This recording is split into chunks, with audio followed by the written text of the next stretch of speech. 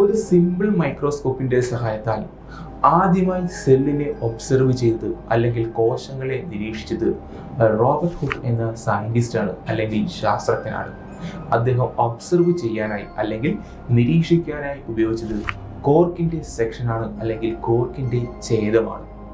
കൂടാതെ കോർക്കിന്റെ സെക്ഷനിൽ അല്ലെങ്കിൽ കോർക്കിന്റെ ഛേദത്തിൽ കാണപ്പെട്ട ടൈനി പോസിനെ, ചെറിയ സുഷിരങ്ങളെ അദ്ദേഹം സെല്ലുകൾ, കോശങ്ങൾ എന്നും വിളിച്ചു. സെല്ലുകളെ കുറിച്ച് പഠിക്കുന്ന സയൻസിന്റെ ബ്രാഞ്ചിനെയാണ് സെൽ ബയോളജി എന്നറിയപ്പെടുന്നത്.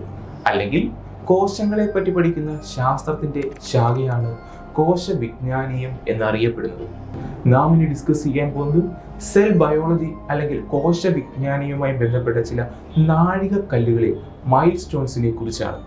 1831 റോബർട്ട് ബ്രൗൺ എന്ന സയന്റിസ്റ്റാണ് അല്ലെങ്കിൽ ശാസ്ത്രജ്ഞനാണ് സെല്ലിന്റെ സെന്ററായ ന്യൂക്ലിയസിനെ കണ്ടുപിടിക്കുകയും അല്ലെങ്കിൽ കോശത്തിന്റെ കേന്ദ്രമായ മർമ്മത്തെ കണ്ടുപിടിക്കുകയും അതിന് ന്യൂക്ലിയസ് അല്ലെങ്കിൽ മർമ്മം എന്ന് പേര് നൽകുകയും ചെയ്തത്. 1838 പ്ലാന്റ്സിന്റെ ബോഡി അല്ലെങ്കിൽ സസ്യങ്ങളുടെ ശരീരം സെല്ലുകൾ കൊണ്ടാണ് നിർമ്മിച്ചത്, കോശങ്ങൾ കൊണ്ടാണ് നിർമ്മിച്ചതെന്ന് M.J. ശ്രീഡൻ കണ്ടെത്തി. 1839 തിയോഡർ ഷാൻ എന്ന സയന്റിസ്റ്റ് ശാസ്ത്രജ്ഞൻ ആനിമൽസിന്റെ ബോഡി, ജന്തുക്കളുടെ ശരീരം സെല്ലുകൾ കൊണ്ടാണ് അല്ലെങ്കിൽ കോശങ്ങൾ കൊണ്ടാണ് നിർമ്മിച്ചിരിക്കുന്നത് എന്ന് കണ്ടെത്തി. 1858 റുഡോൾഫ് വിഷോ എന്ന സയന്റിസ്റ്റ് ശാസ്ത്രജ്ഞൻ നമ്മുടെ ബോഡിയിൽ കാണപ്പെടുന്ന അല്ലെങ്കിൽ ശരീരത്തിൽ കാണപ്പെടുന്ന സെല്ലുകളെ ഒബ്സർവ് ചെയ്യുകയും കോശങ്ങളെ നിരീക്ഷിക്കുകയും ഏത് കോശങ്ങളെ ആണെന്ന് വ്യക്തമായി പറയുകയാണെങ്കിൽ ഡിവൈഡ് ചെയ്യുന്ന സെല്ലുകളെ, വിഭജിക്കുന്ന കോശങ്ങളെ നിരീക്ഷിക്കുകയും നമ്മുടെ ബോഡിയിൽ കാണപ്പെടുന്ന ഒരു കോശത്തിൽ നിന്ന് മാത്രമാണ് അല്ലെങ്കിൽ നമ്മുടെ ബോഡിയിൽ നിലനിൽക്കുന്ന ഒരു കോശത്തിൽ നിന്ന് മാത്രമാണ് പുതിയ സെല്ലുകൾ, ന്യൂ സെൽസ് ഫോം ചെയ്യുന്നത് എന്നും വിശദീകരിച്ചു. നമ്മൾ ഇതുവരെ ഡിസ്കസ് ചെയ്ത സയന്റിസ്റ്റുകളുടെ കണ്ടുപിടുത്തങ്ങളെ എല്ലാം ഒന്ന് കോർഡിനേറ്റ് ചെയ്തുകൊണ്ട് M.J. ശ്രീഡൻ, തിയോഡർ ഷാൻ തുടങ്ങിയ സയന്റിസ്റ്റുകൾ കൂടി രൂപപ്പെടുത്തിയ ഒരു തിയറിയാണ് അല്ലെങ്കിൽ സിദ്ധാന്തമാണ് സെൽ തിയറി, കോശ സിദ്ധാന്തം എന്നത്. ഇത് മുന്നോട്ട് വെക്കുന്നത് പ്രധാനമായും 2 പോയിന്റ്സ് ആണ്. എല്ലാ ഓർഗാനിസങ്ങളുടെയും ബോഡി നിർമ്മിച്ചിരിക്കുന്നത് സെല്ലുകൾ കൊണ്ടാണ് എന്ന് വെച്ച് കഴിഞ്ഞാൽ നമ്മുടെ ചുറ്റുപാടിൽ കാണപ്പെടുന്ന എല്ലാ ജീവജാലങ്ങളുടെയും, ആനിമൽസ് ജന്തുക്കളായാലും പ്ലാന്റ്സ് സസ്യങ്ങളായാലും മൈക്രോ ഓർഗാനിസം സൂക്ഷ്മജീവികളായാലും അവയുടെ എല്ലാം തന്നെ ശരീരം നിർമ്മിച്ചിരിക്കുന്നത് കോശങ്ങൾ കൊണ്ടാണ്. ഓർഗാനിസങ്ങളുടെ സ്ട്രക്ചറൽ യൂണിറ്റും ഫങ്ഷണൽ യൂണിറ്റും സെല്ലുകളാണ് എന്ന് വെച്ച് കഴിഞ്ഞാൽ ജീവജാലങ്ങളുടെ ഘടനാപരവും ജീവധർമ്മപരവുമായ അടിസ്ഥാന ഘടകങ്ങൾ കോശങ്ങളാണ്. ഇനി നമ്മൾ ഡിസ്കസ് ചെയ്യാൻ പോകുന്നത് സെല്ലുകളുടെ ഫങ്ഷൻസിനെ കുറിച്ചാണ് അല്ലെങ്കിൽ കോശങ്ങളുടെ ധർമ്മങ്ങളെ കുറിച്ചാണ്. ഫോറിൻ ബോഡീസിനെ റെസിസ്റ്റ് ചെയ്യുക അല്ലെങ്കിൽ നമ്മുടെ ശരീരത്തിലേക്ക് എത്തിച്ചേരുന്ന അന്യവസ്തുക്കളെ തടയുക എന്ന പ്രവർത്തനം ചെയ്യുന്നത് സെല്ലുകളാണ്, കോശങ്ങളാണ്. അതുപോലെ തന്നെ ബയോമോളിക്യൂൾസിനെ സിന്തസിസ് ചെയ്യുന്നത് അല്ലെങ്കിൽ നമ്മുടെ ശരീരത്തിന് ആവശ്യമായ ജൈവ തന്മാത്രകളെ നിർമ്മിക്കുന്നതും സെല്ലുകളാണ്, കോശങ്ങളാണ്. ഫുഡ് അല്ലെങ്കിൽ ആഹാരത്തിലൂടെ നമുക്ക് ലഭ്യമാകുന്ന ന്യൂട്രിയൻസ്, പോഷകഘടകങ്ങളിൽ നിന്ന് എനർജി, ഊർജം നിർമ്മിക്കുന്നതും സെല്ലുകളാണ് അല്ലെങ്കിൽ കോശങ്ങളാണ്. നാം ഇനി പരിചയപ്പെടാൻ പോകുന്നത് ഒരു പ്ലാന്റ് സെൽ അല്ലെങ്കിൽ സസ്യകോശത്തിലെ വിവിധ ഭാഗങ്ങളെ കുറിച്ചാണ്.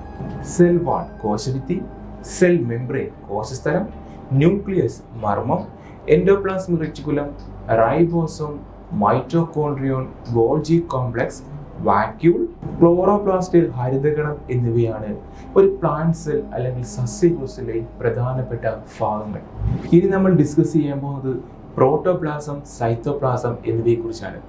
ജീവദ്രവ്യം, കോശദ്രവ്യം എന്നിവയെ പറ്റിയാണ്. ഒരു സെല്ലിലെ സെൽ മെംബ്രെയിൻ അല്ലെങ്കിൽ കോശസ്തരത്തിനകത്ത് കാണപ്പെടുന്ന എല്ലാ സബ്സ്റ്റൻസുകളെയും, എല്ലാ പദാർത്ഥങ്ങളെയും കൂട്ടിച്ചേർത്ത് പ്രോട്ടോപ്ലാസം അല്ലെങ്കിൽ ജീവദ്രവ്യം എന്നറിയപ്പെടുന്നു. പ്രോട്ടോപ്ലാസത്തിലെ അല്ലെങ്കിൽ ജീവദ്രവ്യത്തിലെ ന്യൂക്ലിയസ് അല്ലെങ്കിൽ മർമ്മം എന്ന ഭാഗത്തിനെ ഒഴിച്ചു നിർത്തിയാൽ ബാക്കിയുള്ള ഭാഗങ്ങളെ സൈറ്റോപ്ലാസം അല്ലെങ്കിൽ കോശദ്രവ്യം എന്നറിയപ്പെടുന്നു. ലൈഫ് ആക്ടിവിറ്റീസ് അല്ലെങ്കിൽ ജീവൽ പ്രവർത്തനങ്ങൾ ചെയ്യാൻ ആവശ്യമായ എല്ലാ സബ്സ്റ്റൻസുകളും, എല്ലാ പദാർത്ഥങ്ങളും കാണപ്പെടുന്നത് സൈറ്റോപ്ലാസം അല്ലെങ്കിൽ കോശദ്രവ്യത്തിലാണ്. കൂടാതെ ലൈഫ് ആക്ടിവിറ്റീസ് അല്ലെങ്കിൽ ജീവൽ പ്രവർത്തനങ്ങൾ ചെയ്യാനായി സൈറ്റോപ്ലാസം അല്ലെങ്കിൽ കോശദ്രവ്യത്തിൽ കാണപ്പെടുന്ന പ്രത്യേക ഭാഗങ്ങളെ സെൽ ഓർഗനൽസ് അല്ലെങ്കിൽ കോശാംഗങ്ങൾ എന്നും അറിയപ്പെടുന്നു. നാം ഇനി ഡിസ്കസ് ചെയ്യാൻ പോകുന്നത് ഏറ്റവും പ്രധാനപ്പെട്ട സെൽ ഓർഗനൽസ് കോശാംഗങ്ങളെ കുറിച്ചാണ്. സെല്ലിലെ പവർ ഹൗസ് അല്ലെങ്കിൽ ഊർജ നിലയം എന്നറിയപ്പെടുന്ന മൈറ്റോകോൺഡ്രിയ ആണ് എനർജി പ്രൊഡ്യൂസ് ചെയ്യാനും അല്ലെങ്കിൽ ഊർജം നിർമ്മിക്കാനും അവ സ്റ്റോർ ചെയ്ത് വെക്കാനും സംഭരിച്ചു വെക്കാനും സഹായിക്കുന്നത്. എനർജി കൂടുതൽ ആവശ്യമായ അല്ലെങ്കിൽ ഊർജം കൂടുതൽ ആവശ്യമായി വരുന്ന ലിവർ, കരൾ, മസിൽസ്, പേശികൾ, ബ്രെയിൻ, മസ്തിഷ്കം അല്ലെങ്കിൽ തലച്ചോർ എന്നീ ഭാഗങ്ങളിലാണ് മൈറ്റോകോൺഡ്രിയ കൂടുതലായി കാണപ്പെടുന്നത്. സെല്ലിനകത്തെ പാസേജ് അല്ലെങ്കിൽ സഞ്ചാര വഴിയാണ് എൻഡോപ്ലാസ്മിക് റെറ്റിക്കുലം.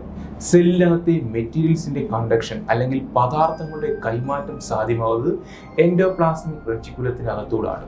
സെല്ലുകൾക്ക് ഷേപ്പും ഫേംനെസ്സും പ്രൊവൈഡ് ചെയ്യുന്നതിനാൽ അല്ലെങ്കിൽ കോശങ്ങൾക്ക് ദൃഢതയും ആകൃതിയും നൽകുന്നതിനാൽ എൻഡോപ്ലാസ്മിക് റെറ്റിക്കുലത്തിനെ സൈറ്റോസ്കെൽറ്റൻ കോശാസ്ഥികുടം എന്നും അറിയപ്പെടുന്നു.